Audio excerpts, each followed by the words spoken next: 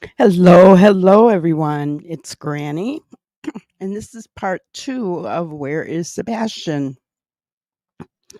The one thing that I wanted to get into today, for those of you who may not know, we are going over the case for Sebastian Wayne Drake Rogers, 15-year-old male who is autistic, who literally disappeared from his home in Hendersonville, Tennessee on February 26th, 2024.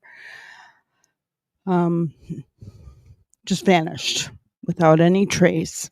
It's been over 7 months, and we still have no idea what happened to Sebastian. During part one, I suggest if you haven't seen it to go on and look it over. Um, we kind of went over what we knew for a fact, you know, what happened the day before. Uh, we talked a little bit about what a high functioning autistic person symptoms are. And now today, what we're going to discuss is something that we just recently found out in regards to uh, Christopher Proudfoot and the day that they reported that Sebastian went missing. So if you watch part one, you know that I said that Katie, the mom, called her husband Chris when she couldn't find Sebastian. And then they did a three-way phone call at 6:33 with the sheriff's department for Sumner County. They did not call 911. They did a three-way call with sheriff's department.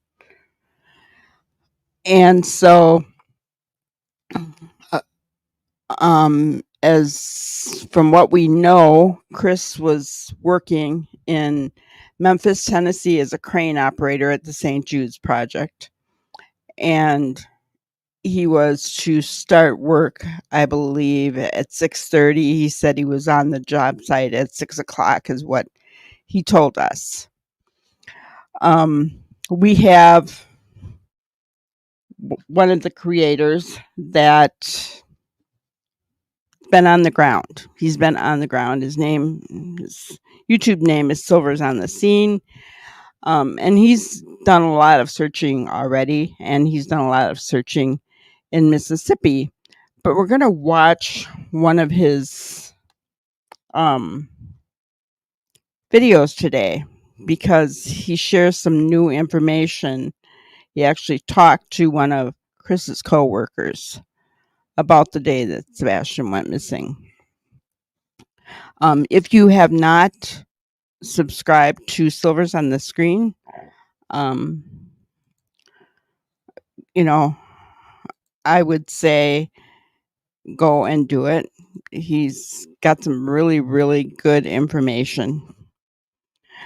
All right, so let's go ahead and get this started. Because I think this information is big. And let me say this. I started asking questions, but how I got to speaking to someone, it just came to me. It's one of those things where I fully believe Silver's on the scene. When you put yourself out there on the scene and you are looking for this boy, things will find you. So, where do we go? Let's jump right into it. It's right here. This is the job site of Christopher Proudfoot. Oh, let me stop. Hold on. One thing. Let me jump in here. What I was told, and everything in here is allegedly, in my opinion. So I was told information. I'm about to share it. And yes, everything that he's speaking about is alleged, his opinion. Keep in mind that on my channel, I will play videos. Things that are said may not always be my opinion. So just want you to go from there. However, what he is told by this coworker, I mean, could, that's, I guess in our case, that's alleged, but according to him, he was told this is firsthand knowledge for him. Okay.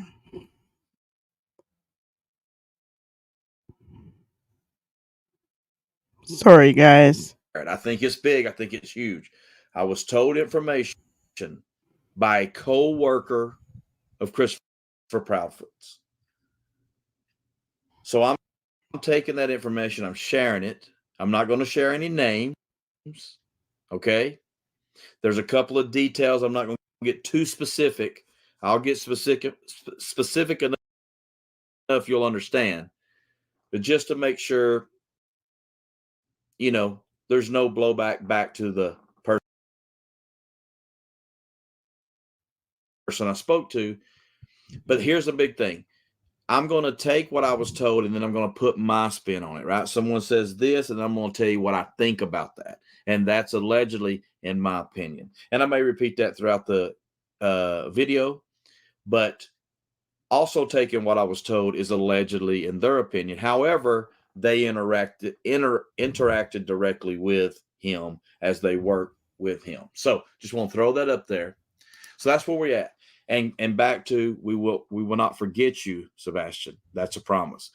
You're going to see how relevant that is and what I'm about to share with you. So the job site, as you know, in my video of searching in Memphis, as well as yesterday's recap where I talked about Memphis, I really didn't even know I was going to go by the job site when GPS was taking me to my location to search. Did not know I was going by the job site, and there it is. And you see the cranes, right? We know Chris was a tower crane operator, right? And so he worked on one of those cranes. Now, this is big. Information from the job site.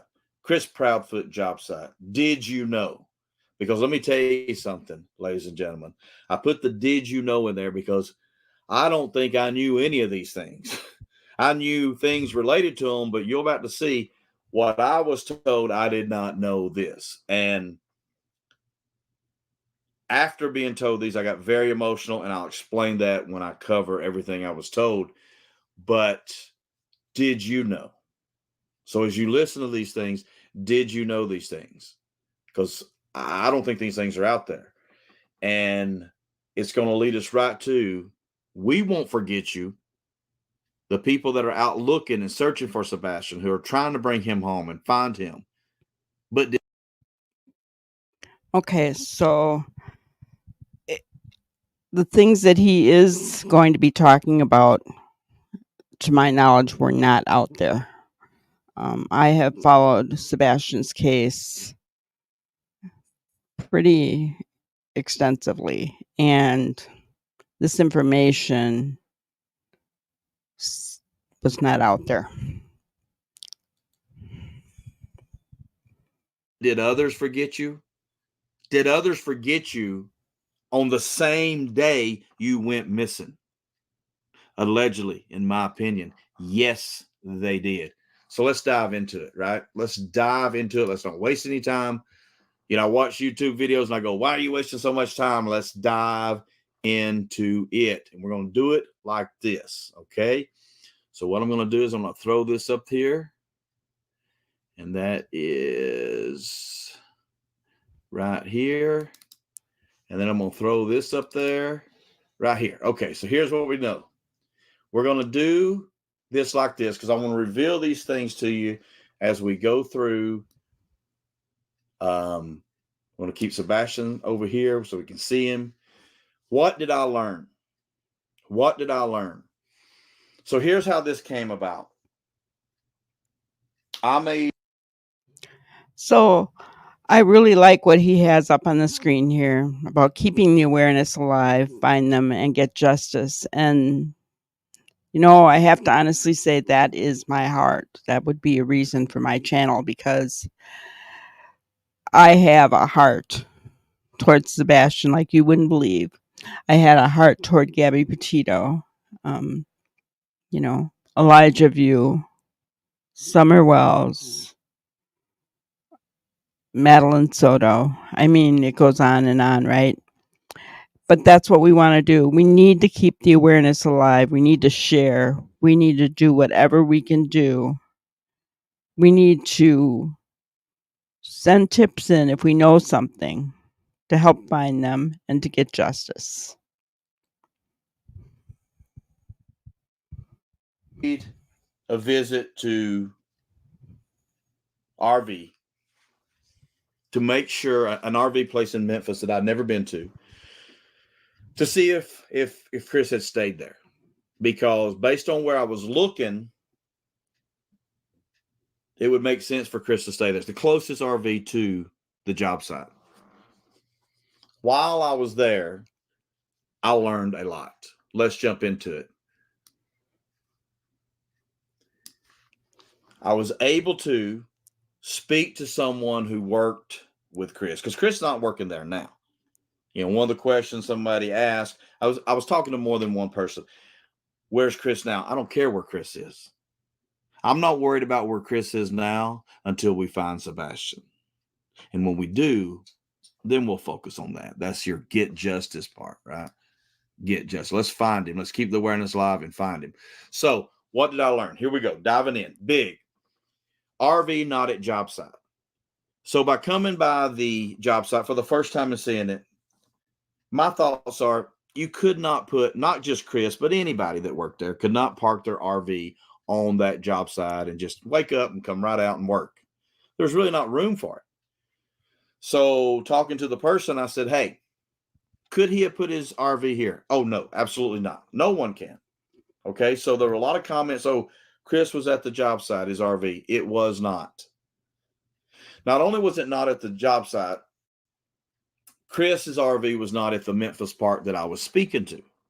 Okay, it's about 8 miles from the job site, 6 miles from the location I was looking at when I was looking for a possible body bag. Great, straight shot into the RV. From the RV to the job site, so it would make sense. And there are people that work at the job site that are staying there. We discussed. Okay. So I don't know whoever said, and I never heard that he was parked at the job site. And I don't believe that Chris ever said that he was. So I'm not sure where that rumor started, but just to debunk it, and he debunks it here, there's no way he could have.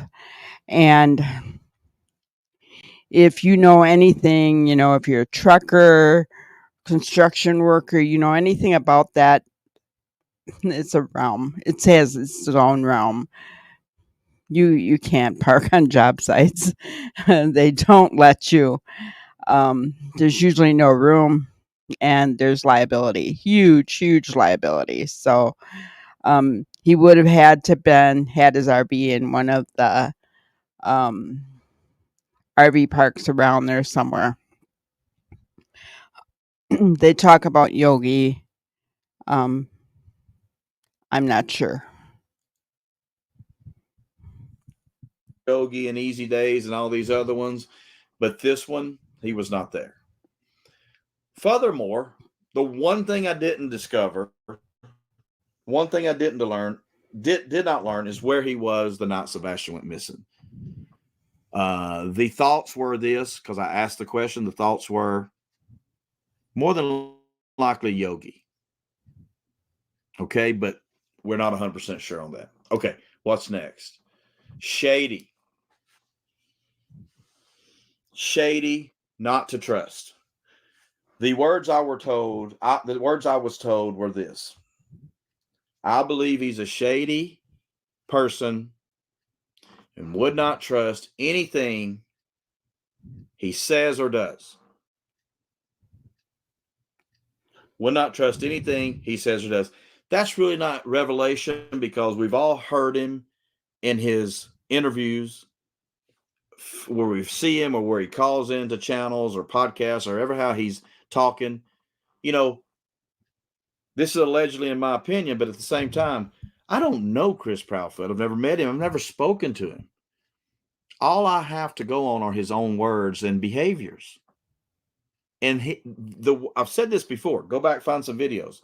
His words and behaviors make him unlikable, make him suspect in this entire scenario. Where is Sebastian Rogers?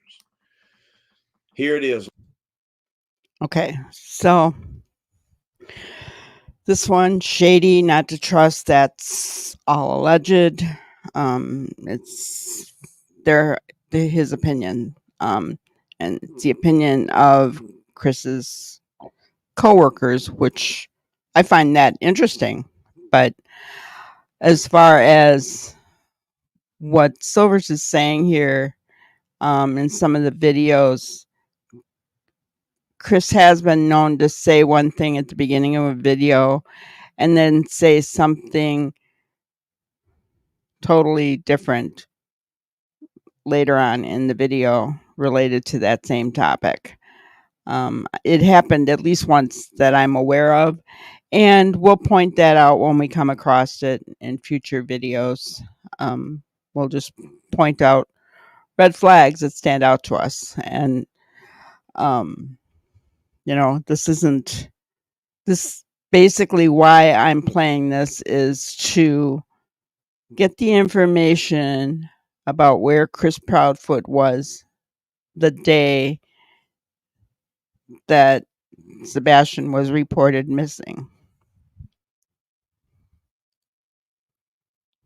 Ladies and gentlemen, this is the one I save you. I put it kind of in the middle.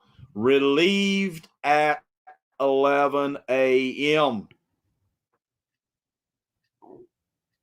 Yeah, there's that pause. Let me pause a little longer. Relieved at 11 a.m. Chris was deemed unsafe on the job site.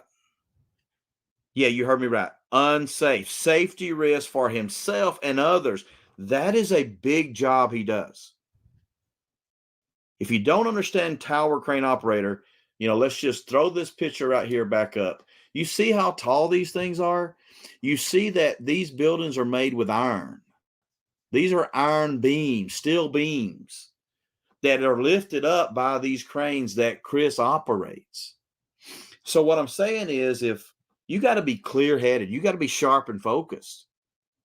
And evidently Chris he wouldn't be doing this job. Let's give him credit. Evidently he's sharp and focused, and he can operate one of these, because he's up there. He's way up there himself operating this thing. But on this day, ooh, we don't want that revealed. Hold on. On this day at 11 a.m., 4.5 hours. That's right. 4.5 hours after reporting his stepson missing, meaning three-way call with Katie, 6:30 a.m. Not only is he still working, he's still working at 11 a.m. We'll talk about that in a minute. But he was relieved because he was not focused. Not focused. Off. OFF. He was off. On the same day, his stepson goes missing. So he was relieved.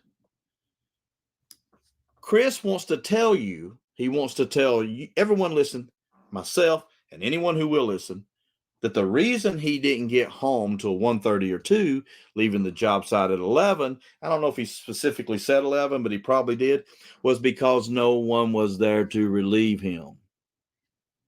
BS. Allegedly, in my opinion, but hey, I've been told there were more than one relievers. There was at least one reliever and possibly two on the site that day. Come on, Chris. Let's move on. arrived 6:30 a.m. Chris wants to make you believe 5:15. Why would he need to be at the job? Let's think about this for a second. Why would a tower crane operator, when no daylight is up, it is dark, why would he need to be on the job site at 5:15?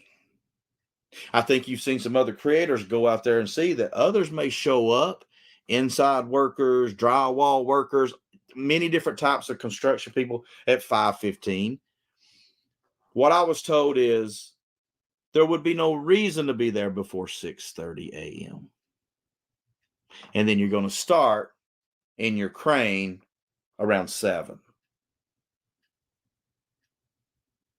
6:30 is when he's reporting his stepson missing. 4.5 hours later, he's relieved. Why tell us 5:15? Come on, Chris. Focus off, OFF, unlike other days. I told you, I'm going to give Chris credit. I will give people credit whenever I can. I'd like to give Chris a lot of credit. Chris, you're listening to this. Talk to me. Email me, silversonthescene@yahoo.com. Okay. So to me, that's huge.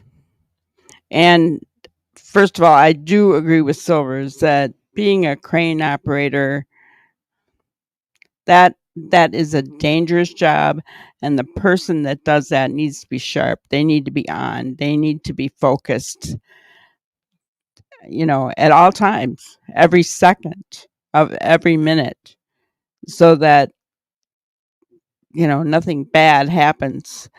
So I give Chris Proudfoot credit, but on that day, he was not focused. He was not on. He was not sharp. My question is why? Was it because he found out Sebastian was gone? Or is there something else to the reason that he was off and not focused on that day? I'm just asking. Don't know. Silvers on the Scene at yahoo.com. Silvers on the Scene at yahoo.com. You are making yourself unlikable. You are making yourself untrustworthy, shady, not to be trusted. Words and actions. Words and actions make you like that. Your focus was off, unlike other days. You ever watch Columbo? Columbo will notice when someone's focus is off. Law enforcement notices when someone's focus is off. Let's refer to other cases, high-profile cases. Just think about them. You'll hear on the media, you'll hear about law officials going and saying, hey, Jim, how was Bill the day his son went missing? Was he normal? Was he upset about his son? Did he want to find his son? Was that why he was off? Or was he just normal, like a normal day? Behavior and focus. This day, a guy who's very sharp, he has to be sharp to do this job. But on this day, his focus was off, unlike other days. And we're going to end it with this, and we'll cover them all. This is the kicker, ladies and gentlemen. So let's just say I get relieved from my job, okay?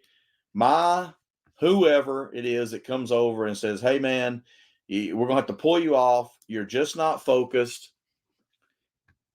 Then you would think, okay, so let's take Chris's words. I was relieved when they got a reliever. That's why I had to work till 11, okay?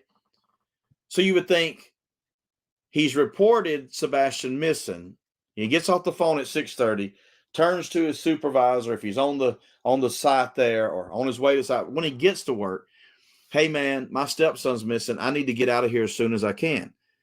Now, I would leave right then. Hell, I would call him. I wouldn't even be on the job site. Soon, I would be headed towards Hendersonville while I'm on the phone with Katie and the law enforcement and the sheriff or whoever they called, right? And I'm like, I'm on my way. I would have probably been there 3-hour drive. We know this. I've done it 5 or 6 times, 3-hour drive. I'd have been there at 9:30. I don't think Chris, out of his own words, got there till 1:30, 2 p.m. He was working. So when they come to relieve him, and you would think he'd go, "I'm so sorry. I know I'm off. I probably shouldn't have been working. My stepson has disappeared. We don't know where he is." He didn't, though. He didn't report Sebastian missing to his work. What? So let's think about this. Hang the phone up with Katie. Law enforcement's descending on her house. Boom, big searches. Everybody's out looking for Sebastian. Chris Proudfoot, allegedly, in my opinion, based on what I was told, gets off the phone and goes to work. And 4.5 hours later is still working. I'm just visualizing moving those levers and picking up that steel and that iron or whatever and lifting it up to where they can put it in. He's working, and his stepson is missing. His wife is all sorts about herself. Ladies and gentlemen, what is going on? Are you 4.5 hours later? Now, here's the question I have. He was relieved, not his doing. He didn't say, "Raise my hand, stepson's missing, get someone over here for me." He was working. The first question I have, what would have happened had he not been relieved? Would he have worked the full shift? I'm assuming 7 to 3. Maybe they go 7 to 7. I don't know. 7 to 4. Would he have worked the whole shift? And then told us that there was no one there to relieve him? Not only did he not report him missing, when I was told that he was relieved, I asked the question this. I said this. So he probably said, like, stepson's missing. Oh, no, no, no, no. We had no clue his stepson was missing. I said, what? You mean to tell me this guy's working 4.5 hours and he hasn't told anybody? No. We didn't learn this till after he was gone. We didn't learn this till after he was. Okay. So, interesting stuff, right? So, Chris never said a word. He worked for 4.5 hours and he never said a word about his stepson being missing. I find that very strange. That the workers never even found out until the next day, or maybe that night when they got home and watched TV. I don't know. But whatever the reasoning for it, he didn't know. He didn't tell anybody. So what was the reason he was distraught? That he wasn't focused, I shouldn't say he was distraught because they didn't say that. They just said he was off. He was not focused. So what was the reason for that? Why? Was he upset that Sebastian was gone? In my opinion, if he was upset that Sebastian was gone, then why did he not leave immediately? I don't know.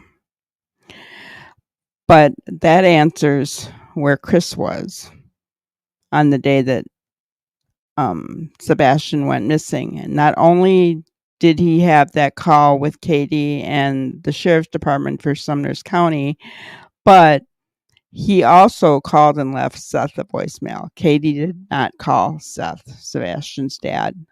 Chris did. So while Chris was at work, he was talking to Katie and law enforcement, and then he called Seth. So there you have it. That's what Chris did. What did Seth do that day? When Seth left, got his voicemail and he left work, he went straight to Katie's house. Met with Katie, police, and from that point on, Seth was out searching and was working with search crews and that kind of thing. So that's all I have for you for today.